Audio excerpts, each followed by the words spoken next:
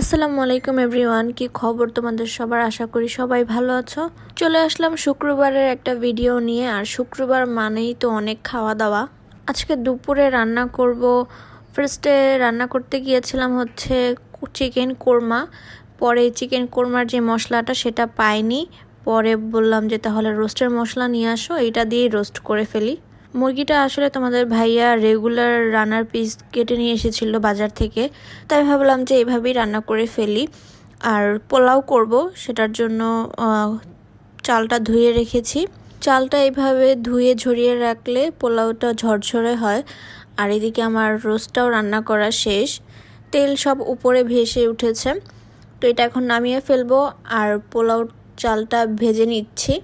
অনেক দিন ধরে পোলাও খেতে ইচ্ছা করছিল, তাই ভাবলাম যেহেতু শুক্রবার আছে তাই পোলাও রান্না করি। আর যদিও তোমাদের ভাইয়া পোলাও পছন্দ করে না, ওর খিচুড়ি বেশি পছন্দ, আর আমার দুইটাই ভালো লাগে, তারপরও পোলাও মাঝে মাঝে খেতে ইচ্ছা করে। তো এই তো রান্না শেষ। আর আমি চেষ্টা করি অলওয়েজ পোলাওয়ে তেল কম দেওয়ার জন্য। তো রান্নাবান্না শেষ করে আমি চুলে একটা হেয়ার কালার করছি নতুন। সো ওই ভিডিওটাও তোমাদের সাথে খুব তাড়াতাড়ি শেয়ার করব। তো গোসল করার পর এই হচ্ছে আমাদের দুপুরের খাওয়া দাওয়া। সবাই আমরা একসাথে মিলে খেতে বসেছি। তো খাওয়া দাওয়া শেষ করলাম, ওই দিন আর ভিডিও করতে পারি নাই। এটা হচ্ছে পরের দিন সন্ধ্যার দিকের ভিডিও। তোমাদের ভাইয়া হুট করে বলতেছে সে চিকেন ফ্রাই খাবে। তো ফ্রিজে আরেকটা মুরগি ছিল, সেটা শুক্তি কেটে দিয়েছে। কাটার পর এখন এটাকে আমি একদম ভালোভাবে সব কিছু দিয়ে মিক্সড করে রেখে দিব কয়েক ঘন্টার জন্য। এখানে আমি আমার মতো করে যেভাবে চিকেন ফ্রাই বানাই সেটার জন্য ঘরে যে মশলা ছিল সেগুলো দিয়ে ভালোভাবে এখন মেখে রেখে দিব। আর সাথে দিয়েছিলাম টক দই। তো এটা ম্যারিনেট করে রেখে দিয়েছি। আর আমি একটা স্ন্যাক্সের আইটেম বানাচ্ছি। এটা আসলে আমার হুট করেই মনে পড়েছে। এই আইটেমটা সুজি দিয়ে বানানো হয়, এটা তোমরা কম বেশি সবাই বানাতে পারো। এটা একদমই সহজ একটা রেসিপি আর খেতে খুবই মজা। এটা সুজি দিয়ে বানানো হয়, চিনি, ডিম, একটু লবণ আর হচ্ছে সুজি, আর সাথে একটু গুঁড়া দুধ দিলে ফ্লেভারটা আরও ভালো লাগে। তো এইভাবে ভালোভাবে মিক্সড করে নিয়ে এই তো এটা এইভাবে আর কি বানিয়ে রেখেছিলাম, কিন্তু এটা ছড়িয়ে যাচ্ছিল, তাই ভাবলাম যে একদম সাথে সাথে বানিয়ে ভেজে ফেলবো, তাহলে ঠিক হবে। তো এইদিকে আমি এই যে বানিয়ে একটা একটা করে তেলে ছেড়ে দিয়েছি।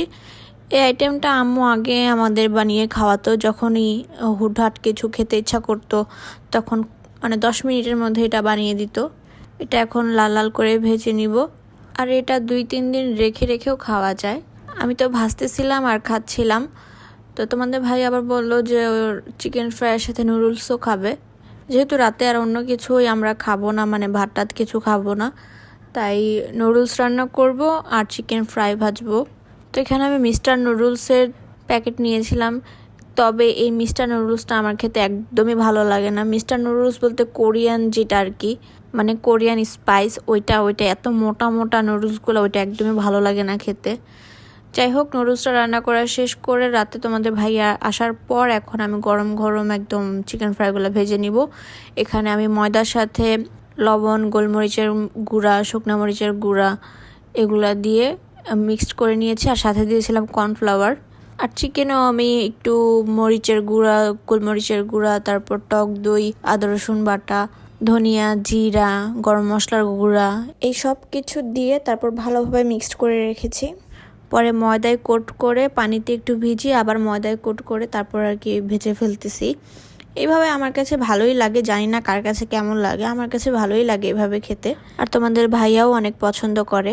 যাই হোক, এই ছিল আজকের ভিডিও। দেখা হবে নেক্সট ব্লগে। আল্লাহ হাফেজ।